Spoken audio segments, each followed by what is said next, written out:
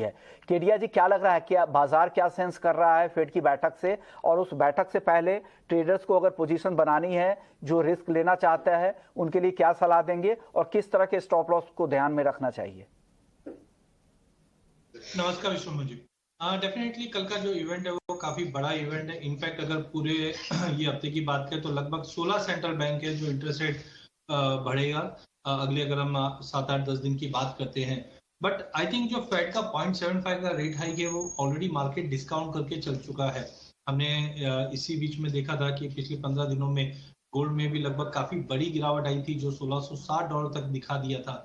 But अब market recover कर रहा है, गोल्ड और सिल्वर डोमेस्टिक मार्केट में, क्योंकि आगे सीजन भी है, फिजिकल मार्केट में भी इंप्रूवमेंट है। बट 0.75 आई थिंक पूरा डिस्काउंट कर चुका। थोड़ा सा थ्रेट बना हुआ है 2023 पे, बिकॉज यहाँ पे हम देख रहे हैं कि 0.5 तक का रेट हाइक और हो सकता है। बट एक चीज समझना बहुत जरूरी है क्योंकि रेट हाइक जैसे से हो रहे हैं, रिसेशन की गुंजाइश उससे ज्यादा बढ़ती जा रही है। रिसेंटली हमने देखा वर्ल्ड बैंक के भी जो अपडेट्स आए थे, वहां पे 2023 के अंदर यूएस के अंदर रिसेशन कंफर्म दिखाई देने लग गया है, जो कहीं ना कहीं गोल्ड के लिए सपोर्टिव है। हम हमेशा देखते हैं कि कभी भी जियो पॉलिटिकल टेंशन या रिसेशन फियर होता है तो गोल्ड के लिए सपोर्टिव रहता है। नो डाउट पिछले 6 महीने में हमने गोल्ड को नेगेटिव ट्रेड इसलिए करते हुए देखा क्योंकि इस बार फूड इन्फ्लेशन ज्यादा रहा है। बट पिछले 6 महीने में फूड इन्फ्लेशन में काफी हद तक कमी आई है। चाहे हम एडिबल ऑयल की बात करें, चाहे हम कॉटन की बात करें, सभी में काफी गिरावट आई है।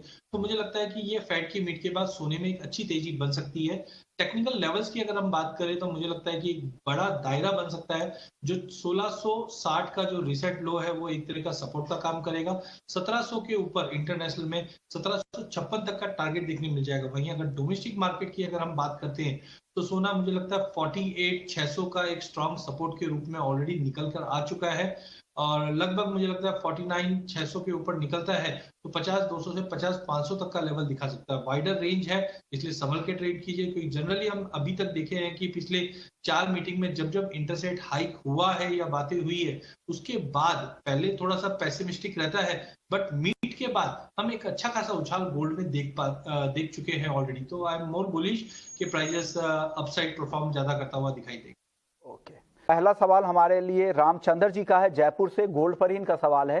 केडिया जी, शादी के लिए सोना खरीदना चाहते हैं, अब क्या लग रहा है, ये जो भाव है 49,000 के आसपास का, ये सही वक्त है और सही भाव है? देखिए, इंटरनेशनल के हिसाब से अगर हम देखें तो डोमेस्टिक मार्केट तो ज्यादा गिरा ही नहीं, जबकि इंटरनेशनल में हमने 2022 के अंदर काफी अच्छी गिरावट देखी, लगभग $2,000 से 1660 तक देखा है। तो आई थिंक इंडिया में जिस ढंग से हमने देखा कि इंपोर्ट ड्यूटी में जो बढ़ोतरी है वो एक फैक्टर है, और रुपए की फैक्टर की वजह से गोल्ड इस वक्त भी 49, 200-250 के करीब है। और इनका यूज है वो कंजम्पशन इन नेचर है, तो आई थिंक इनको ले लेना चाहिए। कोई बड़ी गिरावट मुझे मटेरियल गिरावट नहीं लग रही है, बिकॉज जियोपॉलिटिकल टेंशन और बाकी जो फैक्टर्स है वो गोल्ड के फेवरेबल है, और कंजम्पशन इन नेचर है तो डेफिनेटली लेके चलना चाहिए। अगले दर्शक हमारे साथ कृष्ण हैं दिल्ली से, कॉपर पर राय जानना चाह रहे हैं। कॉपर में क्या सलाह देंगे केडिया जी? देखिए, कॉपर की अगर हम बात करें तो कोई बड़ा एक्स्ट्रा ऑर्डिनरी तेजी या मंदी नहीं दिखाई दे रही, बिकॉज ऑलरेडी हम देख रहे हैं कि चाइना कोशिश जरूर कर रही है कि इकोनॉमी को हम पटरी पे लेके आए, जिसकी वजह से प्राइसेस को बालों में सपोर्ट जरूर मिल रहा है। बट मैक्रो नंबर्स की अगर हम बात करें, चाहे चाइना हो, चाहे यूरोप हो, यूएस हो, कहीं से भी कोई एक्स्ट्रा ऑर्डिनरी नंबर्स नहीं जो प्राइसेस को सपोर्ट कर रहे हैं। तो आई थिंक एक ब्रॉडर रेंज आप मान के चलिए कि 640 के नीचे सस्टेनेबल नहीं है, और ना ही 660 के ऊपर सस्टेन है। इंटरडे के लिहाज से 645 is good to buy, but upside limited रहेगा 652। ओवरऑल अगर व्यू भी लेके चले तो अनलेस एंटिल कुछ बड़ा इवेंट नहीं होता है, मार्केट दायरे में रहेगा। प्रमोद जी हैं मध्य प्रदेश से। केडिया जी, जीरे का अगले 2 महीने में जीरा कहां तक जा सकता है? देखिए, जीरे में हमें लगता है कि सितंबर महीना 10 दिन रह गए हैं, 10 दिन और थोड़ी गिरावट रह सकती है, जो नीचे में लगभग 23.5 तक आ जाए। बट इनका व्यू जैसे 2 महीने के लिए, तो मुझे लगता है ये कमोडिटी काफी शॉर्ट रहेगी, बैलेंस शीट ऑलरेडी टाइट है।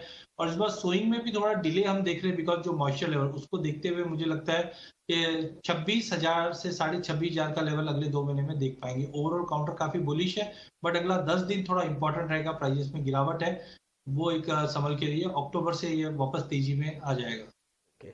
पवन है हिसार से। फरवरी 2023 तक ग्वार में क्या लग रहा है, ग्वार का क्या आउटलुक है फरवरी 2023 तक केडिया जी?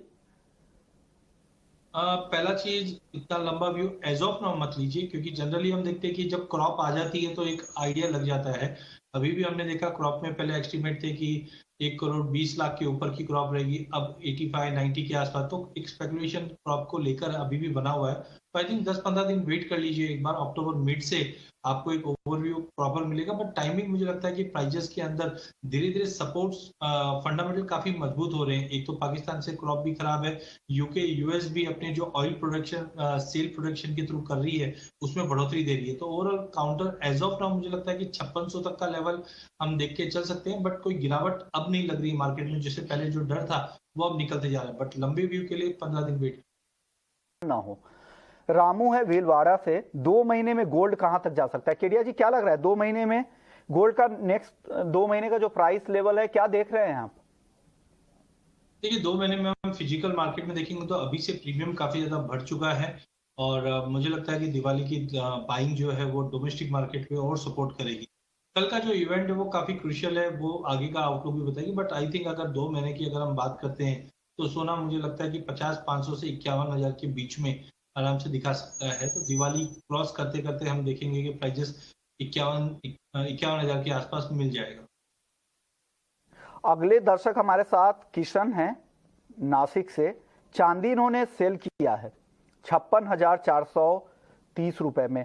अब केडिया जी क्या लग रहा है, चांदी इन्होंने सेल कर रखा है 56,430 पे, क्या इनको फायदा होगा इस ट्रेड में? हाँ बिल्कुल, मुझे लगता है चांदी काफी ज्यादा ओवरसोल्ड जोन में थी। हमने रिसेंटली देखा $17.5 का लेवल छूने के बाद एकाएक प्राइजेस में जंप आया जो 1980 तक दिखा दिया, जो क्लियरली बता रहा है कि मार्केट काफी ज्यादा शॉर्ट में थी जो स्क्वीज हुई है। सिल्वर की लीजिंग रेट्स भी अगर हम देखें तो काफी अगस्त के अंदर काफी अच्छी बढ़ी है। तो आई थिंक इनको शॉर्ट में मुझे नहीं लगता कि रहना चाहिए। अगर शॉर्ट है तो बिल्कुल अगर लेके चलेंगे तो मुझे लगता है 58,500 का इमीडिएट टारगेट है। बट ओवरऑल चांदी में लेके ट्रेड कीजिए, बेच के काम ना। चलिए, अब जीके हैं अहमदाबाद से, इनका सवाल है क्रूड और एनजी में ऑप्शंस की स्ट्रेटजी जानना चाह रहे हैं। केडिया जी आपके पास ऑप्शंस की रणनीति है क्या क्रूड और एनजी में?